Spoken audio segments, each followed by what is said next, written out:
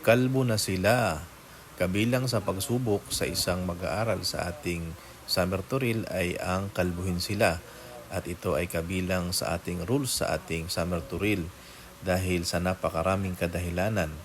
Una dito ay upang masubok sa kanila kung gaano sila ka-interesado sa kanilang pag-aaral na kahit yung buhok nila ay kaya nilang isakripisyo at kaya nilang bitawan. Yung mga iba sa kanila ay first time pa lang makalbo at medyo malungkot pa yung iba, pero dahil sa kanilang pagpupursige na makapasok sa ating summer tutorial ay handa silang magpakalbo. At isa pa, dahil napakainit ngayon at napakarami nila, mas maganda kung sila ay nakakalbo o di kaya kalbo sila para presko yung kanilang ulo. At pangalawa, pangatlo ay tipid sa shampoo, tipid din sa tubig, tipid sa sabon, at sa napakarami pang mga kadahilanan. Kaya yan ang ating isa sa unang pagsubok nila sa pagpasok nila sa ating summer tutorial ay sila ay kakalbuhin, no? Yan naman ay nakasaad doon sa rules natin at sinabi natin yan sa kanila. At ang karamihan naman sa kanila ay talagang willing sa pagpapakalbo dahil alam din naman nila na para sa kanilang kapakanan yung pagsasagawa ng pagkakalbo natin sa kanila. Ayan. Di kalbo bro, kalbo. Kalbo. Kasi yan, madali lang yan. Tatlong araw ang bilis niyan.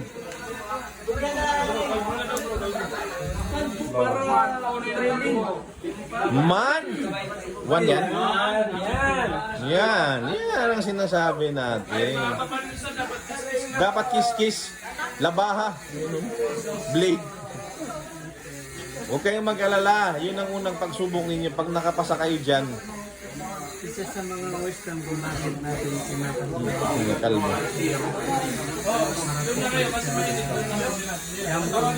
Bismillah. Ito po ay ang ating pagkalbo. Bismillahirrahmanirrahim. Ang ganda ng buhok.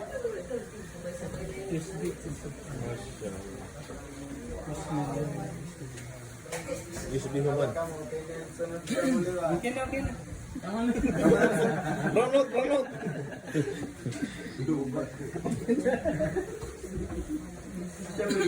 One side down. Okay. Ano siya yung bilog?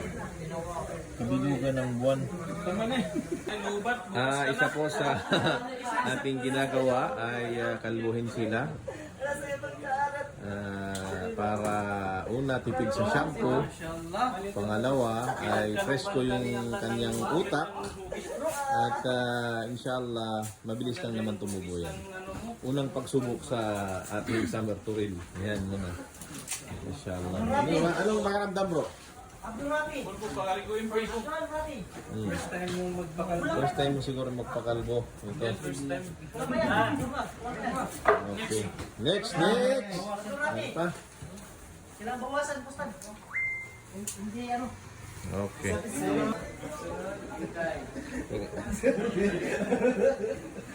Taga maging sisiring na kawan.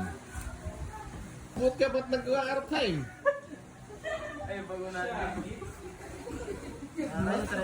Alay, kuha na natin ulot. Di nila natin boot nga ha. Tapos picturean ta. Boot nga lanay. Ganang bayot dun karteya. Ako mo, kita sasagdong. Ang Shaolin nga ni. Doon naman nanonood yung mama niya sa live. Grabe yung buhok oh. Ang daming buhok. Oo, ako na sunod. Shaggy? Nagilid lang yung buhok. Shaggy Shaolin. Sunod. Shaolin Shaggy. Bagay man kay Mishari ang kalbo. Oo. Okay man. Ito po si Mishari. Mabait na bata. Ito ni pamangkin mo, poging-pogi na oh. Wala nang buhok oh. Okay, magano ka, magtinong ka daw sa pag-aaral, sabi niya, ha? Okay. والخطوة الأخيرة قبل التأكد من أنهم من المقبولين Babigay mo yung ano. حلق الشعر. Andil cut, andil cut. Parang ngayon lang sila nakita ng kinakalbong tao. Mashallah. Mashallah, mashallah. No? First time sa buhay niya makalbo. Pero masarap kaya pakiramdam niyan.